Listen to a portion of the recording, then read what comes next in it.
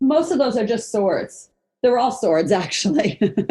Yeah, they're just all practice swords. And then there's a cane and nunchucks. That's kind of my weapon area. And then I've got weapons all over the office. So you look around. I mean, you could see weapons everywhere.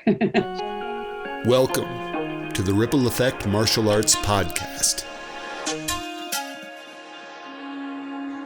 Welcome, everyone. I'm really excited to have today a special guest. It's Master Jan Lappin of Middleburg Martial Arts in Middleburg, Florida. She's the founder of the school and the master instructor. She's a 5th degree black belt, and very happy to have you on. Welcome to the show. Well, thank you. It's good to be here. So you're also the author of a book that just came out. It's called Leadership, Creating Leaders One Black Belt at a Time. Yes, sir. Can we start there? What inspired you to write a book about leadership? Well, the book is really just a compilation of all the stuff that I've done the past 15 years teaching leadership here at the karate school. So for years, I would look at books and look at things like whatever our theme was, I would find something to teach them that had some meat in it, that so my students could get something out of it. And then finally, I started saving the stuff and reusing it. And I'm thinking, why am I doing all this work over and over and over? And so I started saving it and reusing it. And I looked at a lot of different leadership books and manuals and things like that. And just decided that the best thing to do would be to create my own. And it's just, again, it's all the stuff that we teach, the goal setting and the neurolinguistics programming and helping to build confidence and all the stuff that martial arts gives you. So it kind of makes it easier for someone, instead of creating their own, their own class plan, it's already done for you. So when you say someone, is the readership other karate instructors, teachers, parents? That's really kind of who it was meant for, that and my students. I mean, I've given each of my students a copy of it because this is what we teach over the next 5-6 years. This is what they'll be getting. So I give them the book, and then many karate instructors have bought it. And I also give it out as just kind of to principals, to teachers, to people, so they can see what we teach and how we teach it and what our school is all about, and really how our studio is different from a lot of other studios that only teach kicking and punching. Kicking and punching is wonderful. If your life's ever in danger, boy, you're glad you have it. You're glad you have that self-defense. It's you've got to have it. That's what we do. But even a lot of the private schools don't teach as far as the goal setting and the success programming and the positive self-talk and just all that stuff that really puts someone on a whole different level to be successful. The reason we have such major success with our students is because they're learning a lot of these skills at a very young age, and they're applying these skills. There are two other aspects that I think relate to the school concept. One is the idea of a graduation. And we talk about that in terms of black belt. And it takes 4 years, sometimes more, to achieve that. But your education is always ongoing. Right. But that achievement of earning a black belt is also what sets, I think, Middleburg apart from other schools that teach the fighting skills, but don't have that goal of earning a black belt, essentially graduating. Mm-hmm. What was your history in the martial arts? How did you get started? So I started back many years ago in the 70s at University of Florida when I was going to college there. And I started in judo.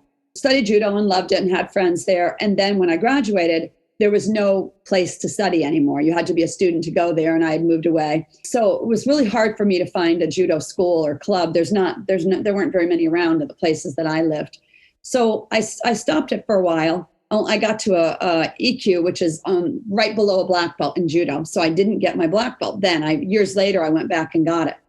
And then in the late 80s, my husband and my kids took Tang Soo Do, which is very similar to Taekwondo, which is, I believe, what you guys teach. So they started taking classes in California and really liked it. And about a year later, I started and ended up loving it. And I've been doing Tang Soo Do ever since. So about 30 years now, a little more than 30 years, I've been doing Tang Soo Do. And now I have a little judo auxiliary program at my school. The main thing we teach is Tang Soo Do, but I have a judo class once a week, and it's fun. I still love the grappling and the rolling and all that. So those arts complement each other? I think so. So like this summer, we're doing something really cool, and we do it every summer, but I really like it. We have a passport that we give all of our students. So we give them a passport, they put their picture on it, and then they get to go to a different country for all the 9 weeks of summer. So this week we're in Brazil. So when we're in Brazil, we're going to be teaching jujitsu. And then they get their passport stamped. And then next week, I don't know where we are, maybe India. And we'll do yoga and we'll speak in Hindi. And we'll learn a little bit about the country. We learn geographically where it is, the capital. And so the students are learning a lot. And then they get to bring in artifacts as well. And so if they bring in artifacts or food from the country, they get extra stripes on their belt. And it's just a really cool thing to help them, kind of like we call it traveling around the world, but it's really educational. It's fun. And they learn a bunch of different martial arts too. So 9 different countries, 9 different martial arts. That just shouts education. Mm-hmm. By the time all of our students are black belts, they can all publicly speak. And they've had to publicly speak before. But we start them off with real little things. It's kind of like show and tell at school. Like when they come in and they bring artifacts or facts about Brazil or Israel or whatever country we're in, if they get up and talk about those facts, they share some of the facts with the class. And we usually, that's why the class is warming up. They get extra points. They get stripes on their belt for doing that. So it encourages them very slowly to start speaking up in public and being more confident and researching things on their own and sharing and just, gives them that confidence and that independence that will help them down the road later in their life. Do you find that with your adult students too, the parents who are sign up for classes, that they respond to that? Yes, my parents respond really well to bringing the artifacts in or making the food or sharing the things. And it's funny because I find my parents a lot of times are just as nervous as the kids. Now, the black belt parents much more confident. But so, for instance, when we do our, a couple months ago, we did communication skills all month. So we had one seminar. I have these seminars once a month. It's called Guidance on Leadership Development. Nothing to do with martial arts. You come in dressed in street clothes and you learn different things. So the one on communication was publicly speaking. So they all had to do like a 1-minute elevator speech. And then we gave prizes, gift cards for the ones that we thought was the best. And it was so cool because I had 2 6-year-olds doing it. And then I had, of course, all different ages. And then I had one lady, I think she was 57. And she's got a PhD and a couple different master's degrees. And she was just as nervous as the 6-year-olds. So it's really kind of funny to see everybody kind of learn and grow together. A couple of years ago when we did it, I had this one guy and he was in his 50s as well. He was a senior chief. So pretty high up. We have a lot of military people here, pretty high up in the military. And he was nervous doing his speech. So it's kind of funny that we all are kind of on the same level, same playing field when we're doing stuff like that. And it makes it fun. And it's kind of, I think, really cool for families to bond with their children when they're doing the same thing. And they're, like when they test together, when they're learning new material together, or even when they're publicly speaking together. It's they share the same experience instead of I'm the adult, you're the child. It's a very different experience most of the time. But with martial arts, it can be a, I don't want to say equalizing, but you feel like you're on the same level with them. I know my kids started before I did and my husband did, and they taught me a lot. My daughters still, even to this day, my daughters remember stuff that I don't remember. We'll learn a form. 2 days later, it's gone from my memory. They still have it. So it's kind of nice. That is an amazing dynamic, how your kids turn into your teachers. I think that happens quite a bit, right? The kids might start and the parents are on the sidelines, and you get to a point where you go, why am I not out there and doing this? And by that point, your kid's a green belt or something. Right. And that happens a lot. A lot of, we don't have that many adults. Maybe 20% of our students are adults. And we have like 350 students. So we don't have that many. But most of the ones we have are the ones that they're the parents of the kids, that the kids started first, and then they got to know us and they felt comfortable. Because they say the number one reason most parents don't get out there is they're embarrassed, they're nervous, they think they're too heavy, they think I have a bad back, I have this, I can't do it. It's all about I'm going to look like a fool when I'm out there. And it's so the opposite, because once they're out there and they start feeling better about themselves, they start looking better, they start getting in shape, they just, you see this transformation, a really positive transformation, I think.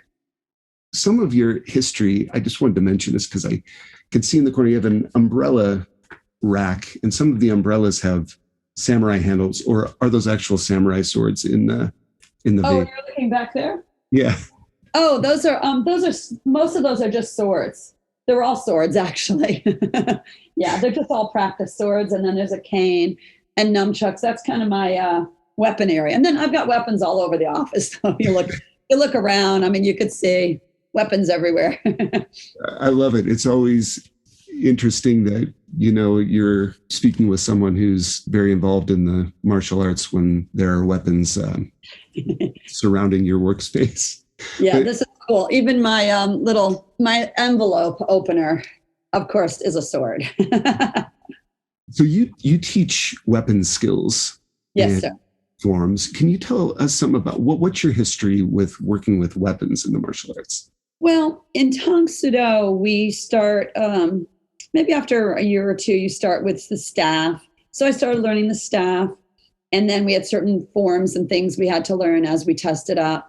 And then I started learning sword. Sword you don't learn until black belt level, typically. And so then we're tested on sword forms. And then the higher you go, there's higher. Now it's cane. Like my next test for 6th degree, I'll have to do a cane form. And it's a long cane form. Now we have short cane forms that we teach here, but there's a long cane form. There's some long sword forms that are, with rolling, and they involve a lot of stuff that you really have to really practice. I mean, my cane form I've been working on for probably 6 years now. It's been a while. Tell us, what's the origin of, I've never heard of that, I have to say, a cane form. Can you tell us something about that? Well, I don't really know too much about like the history of it, except for I would assume it's like any other weapon that we do, that originally it was used for something else, like the farming tools, the nunchucks, the sais, all the they were used for farming. Even the staffs, they were carrying, people used to carry water on them. And then eventually they needed them for weapons, and they just turned them into weapons.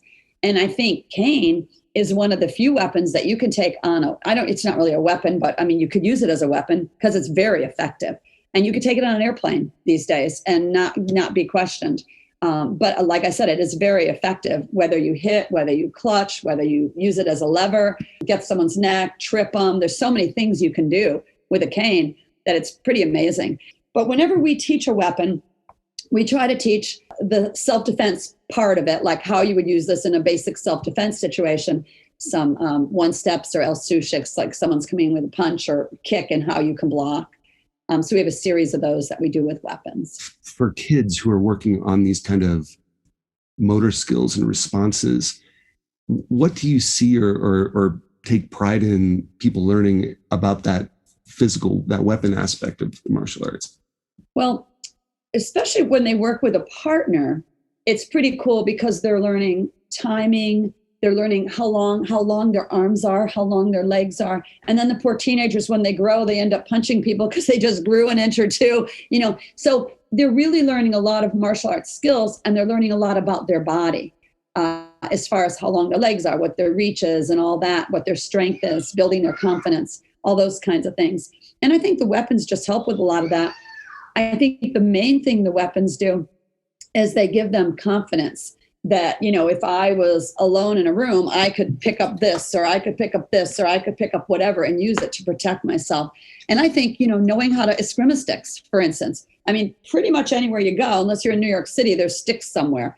And there's a way that people can protect themselves if they learn how to hit with them and what to do and how to, use them as blocks and stuff like that. So I just think it really builds confidence. Also, of course, it's building your, gross motor skills and just helping them to be able to be more coordinated, more graceful, all those things. And all those things together, as help to build confidence and self-esteem, and the way they see themselves is so important. If we can talk for a minute about the competition scene, that's changed a lot over the last year, but as conditions in the world improve, it's coming back. What's your experience with competition? So I'm pro tournaments. I think they're really fun if they're held properly and if people have the right perspective going in. I think if you only go in for the perspective of win, win, win, win, win, and it ruins your day afterwards, that's not the right mind frame to take. But we've had really good success with tournaments. We have local tournaments that we run here that my studio runs. They're open tournaments, so it's kind of cool. You can do any form, you can do anything you want. People get real creative with it. And I love it because what happens is the students' techniques really grow and improve because they practice. And when they're doing something that's really fun for them, the enjoyment of it makes them practice more and they just get better. So I like that part about it. The association that we're in has big world tournaments, like a couple thousand competitors, and they have one every other year. They didn't have one during COVID, but they have one every other year. And it's really cool because we get to go to those tournaments. Now, you have to only use prescribed forms and prescribed things during those tournaments and follow their rules. But it's really cool because you get people from all over the world, but they get in a ring and they all know the Korean and they all know how to spar and what to do and what the points are, and they know the system. And so you develop there's a lot of camaraderie in my association where my students will be friends with people from all over the world. And it's kind of cool. I love that part about it. I think it's really neat. Do you have strong ties to the tradition? Yes. Of Tang Soo Do? Yeah. Yeah. So again, I've been with the World Tang Soo Do Association since I think it was 1989. And I do have real strong ties. My main instructor, Master Dabaka, we first started training with him in 1989 in California. And he's a very traditional martial artist, very traditional, very, very good. He was on the kickboxing circuit for a while. So he taught us a lot of just basic non-traditional stuff as well as the traditional. But he was very traditional, very strict, very, very strict. Never had a lot of students. I don't think he ever had more than 60 or 70 because a lot of them he scared them away. I mean, really, he was so strict and so traditional that if you didn't meet his standards and if you didn't train the way he wanted you to train, there was really not a place for you. I want to say friends, but he's still my master. He'll always be my master instructor. And I have the utmost respect for him. And I think because of him, my students do really well because I have kept a lot of his high standards. They need to be at the level that they can feel very proud that they have achieved that. And if we start lowering our standards, then they're not going to feel that same empowerment. Like, what does a black belt mean if everyone can get it by just doing the minimal? What made you respond to that style, that strict style? Good question, because there were times it was tough. I mean, I remember nights going home and he would do takedowns. Like one day he'd decide to do like plyometrics or takedowns or whatever. I remember one night we went home, it's like after 150 takedowns, you're bruised everywhere. You're just totally bruised. And I don't know what it was. I liked the stress release of it. I was working as a regional executive and I was traveling a lot and there was a lot of stress with my job. And so I would go to karate and it would be totally different. I dealt with the strictness and the stuff because it empowered me. It made me better. It made me stronger. Not sometimes, all the time, I believe, the harder something is to get, the more it means to you. It's really interesting how you talk about the stress release that comes with practicing martial arts when just a few minutes ago we were talking about how stressful it can be. So there is that incredible paradox. It's, I think, really exemplified for me when people go through their first black belt test. I've had doctors tell me I've never been more stressed out in my life. And then on the other end of it, there's that sense of accomplishment that is so rewarding. Mm-hmm. What makes a master instructor for you? What does it mean, or what do you have to have? I think first it's probably someone who cares, someone who loves the art, and someone who cares and wants to share the art. And then, of course, you have to have the discipline and you have to be the role model and you have to live the life. To me, being a master means living the life. If I expect my students to not smoke cigarettes, then I'm not going to be smoking cigarettes. If I expect them to be able to do 50 push-ups, then I better be able to do 50 push-ups with them. It's being the role model. It's setting the example, leading by example. So I'm not saying, you have to be a superhuman person, but I'm saying you should lead by example. My degree is in psychology. And we get a lot of kids here that have superpowers. Probably 30% of our kids are like ADHD. We get Asperger's, all on the spectrum. So we do have a lot of special needs, superpower kids, as well as superpower adults. I have adults with PTSD, and, we have a lot of military people around here. And, what they've gone through and what they've seen is pretty hard. I have another student with that as well, just from trauma. So martial arts can help, I think, anybody in any situation.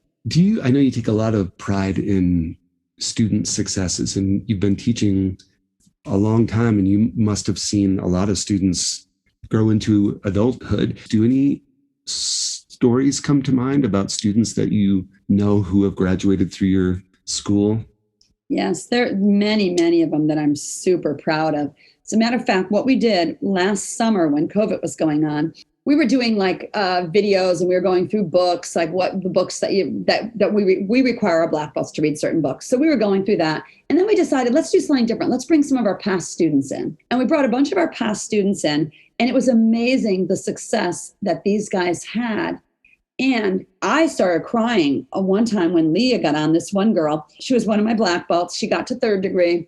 She got full ride to Annapolis Naval Academy. She got out. She's in the military now. She's only like 27 years old. She's still very young, but she's like doing amazing. Obviously, she's an officer. She's leading other people. And she sat there and she said a lot of it was because of what she learned here. Several of the people kind of alluded to that, like the skills that they learned in martial arts helped them in whether it was the military, or I have another lady that I actually just saw at the wedding the other day, a girl that used to be a student, and she's now runs a museum, and said a lot of the skills that she learned helped her with that. So we have a lot of those success stories, and those are really what make it all worthwhile. Thank you for listening to the Ripple Effect Martial Arts Podcast. Find episodes and more at rippleeffectmartialarts.com.